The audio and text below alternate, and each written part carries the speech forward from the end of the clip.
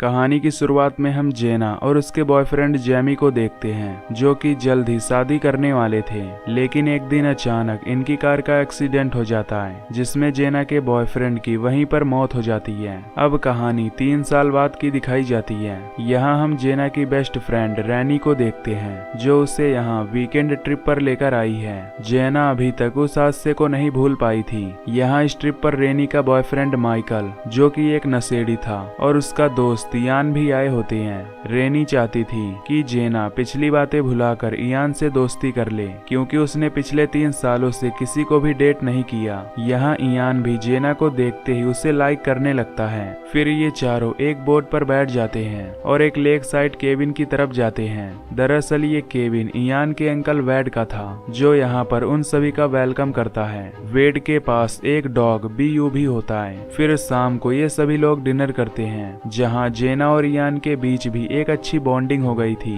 तभी वेड उन्हें आज होने वाली एक बड़ी पार्टी के बारे में बताता है, जिसमें वो आज जाने वाला है, और साथ ही उसने इन चारों के लिए भी इनविटेशन पास ले लिया था। तभी डिनर के बाद वेड कुछ काम से बाहर चला जाता है और वो उन्हें सीधा पार्टी में ही मिलने वाला था। अब क्योंकि अभी पार्टी में काफी टाइम था, इसीलिए माइकल और इयान कहते हैं कि उन्हें यहाँ के सोना में जाकर रिलैक्स करना चाहिए, जिसे वेड ने ही बनाया था। वो दोनों पहले उसके अंदर चले जाते हैं। रैनी जेना को भी उसमें आने को कहती है, जिस पर जेना कहती है कि वो कुछ देर में वहां आ रही है। फिर जेना अपने कमरे में जाती है और फाइनली मूव ऑन होने का फैसला करती है। वो अपने गले में से एंगेजमेंट रिंग निकालती है और उसे अपने पिल्स के साथ रख देती है, जिसे वो लेती थी। इधर माइकल, इयान और रैनी पहले से उस सोना में आकर बैठ गए थे। तभी थोड़ी देर बाद जेना भी यहाँ आती है, जो अपने साथ 2 पानी की बोतल्स भी लाई थी।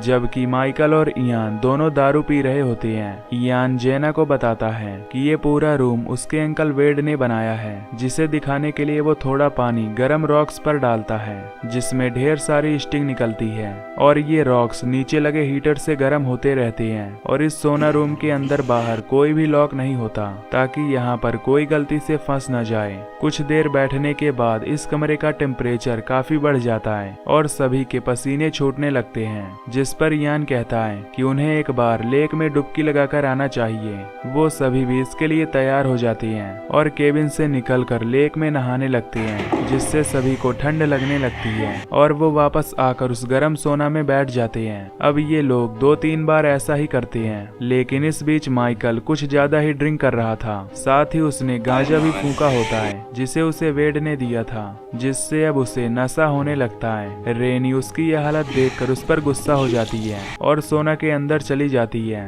अब माइकल का मूड भी खराब हो जाता है और वो अनजाने में कुछ चीजें सोना के डोर के पास गिरा देता है। इधर इयान माइकल को लेने बाहर जाने लगता है, लेकिन रैनी उसे मना कर देती है और माइकल को उल्टा सीधा बोलने लगती है। अब रैनी का मूड भी खराब हो गया था, जिससे वो वापस अपने कमरे में जाने लगती है। लेकिन जब वो डोर ओपन करती है तो वो डोर ओपन नहीं होता। ये देखकर इयान भी उस डोर को खोलने की कोशिश करता है, लेकिन उससे भी वो डोर नहीं खुलता। ये देखकर जेना काफी घबरा जाती है, क्योंकि अब ये सभी हाई टेम्परेचर कमरे में फंस गए थे।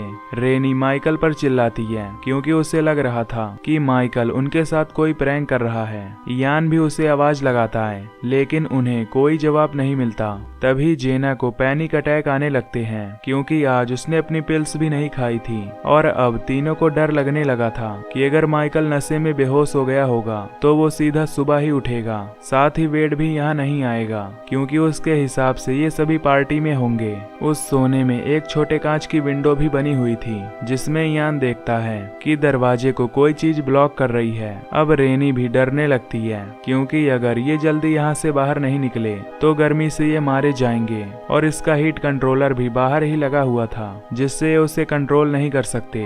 तभी रैनी एक चम्मच से उस कांच के विंडो को तोड़ने की कोशिश करती है और इयान अपनी टॉवेल का यूज करके हीटर में से उस गर्म पत्थर को बाहर निकाल लेता है, पर वो पत्थर काफी गर्म था। फिर ये अपने पास पड़ी पानी को थोड़ा थोड़ा पी लेते हैं और बाकी पानी से उस पत्थर को ठंडा करते हैं। अब ठंडा होने के बाद इयान उस पत्थर से विंडो को तोड़ने लगता है, जिसमें इयान को काफी चोट भी लग जाती है, पर किसी तरह वो उस विंडो को तोड़ देता है। वो तीनों मदद के लिए चिल्लाते हैं, पर उनकी आवाज कोई भी नहीं सुनता।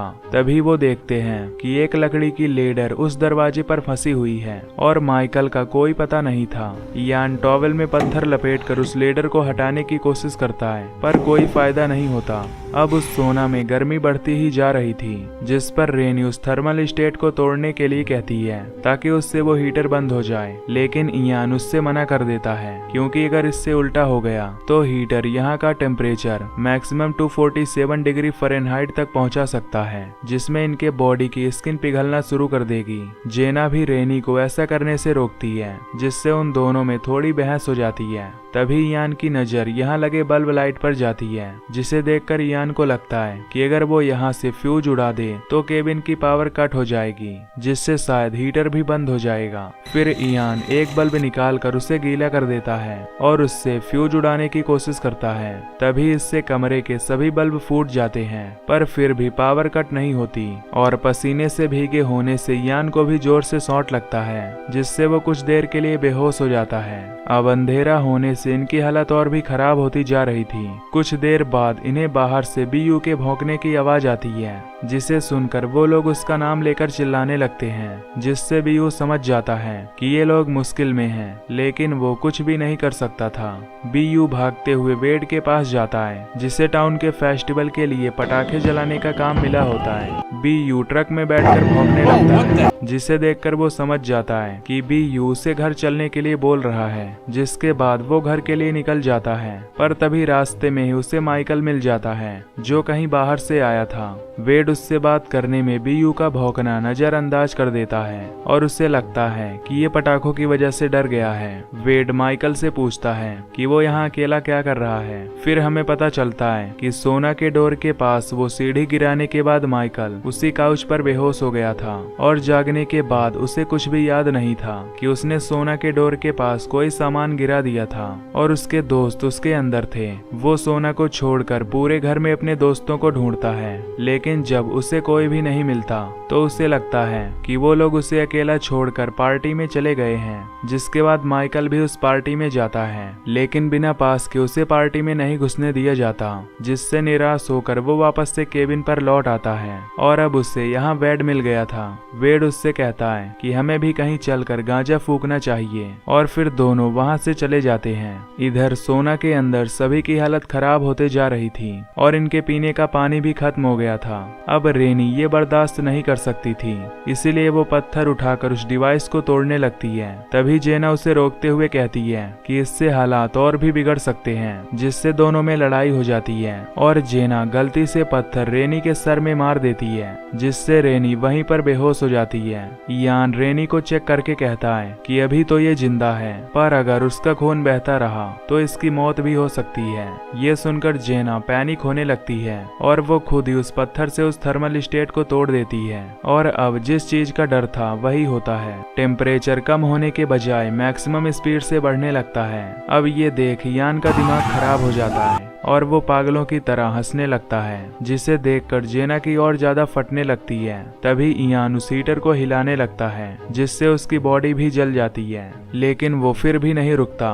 तभी वो हीटर की गैस पाइप ही तोड़ देता है, जिससे गैस लीक होने लगती है और इयान के मुंह पर एक धमाका होता है। लेकिन जेना किसी तरह दरवाजा खोल लेती है और बाहर आकर ढेर सारा पानी पीती है। इसके बाद वो अपने रूम में जाकर रोने लगती है, लेकिन तभी हमें पता चलता है कि जेना असल में हैलुसिनेट कर रही थी और असल में वो अभी भी सोना के अंदर ही फंसी हुई थी और धमाके में उसे भी थोड़ी चोट आई थी। पर यान इस धमाके में मारा जाता है। साथ ही इस कमरे में हीटर की गैस लीक हो रही थी। इधर रेनी को होश आने पर जेना उसे टॉवेल से विंडो के पास बांध देती है ताकि वो ताजी हवा में सांस ले सके। फिर जेना उस लकड़ी की चम्मच को उस गैस पाइप में लगाकर गैस लीक होने से रोक देती है, लेकिन अब बढ़ती हुई गर्मी के कारण जेना खुद वहीं पर बेहोश हो जाती है। फिर हम माइकल को देखते हैं, जो वापस से केबिन में आ गया था। तभी हम फ्लैशबैक में देखते हैं कि कैसे नशे में उसने सीढ़ी को डोर पर रख दिया था, जो बाद में खिसक कर दरवाजे में फंस गई।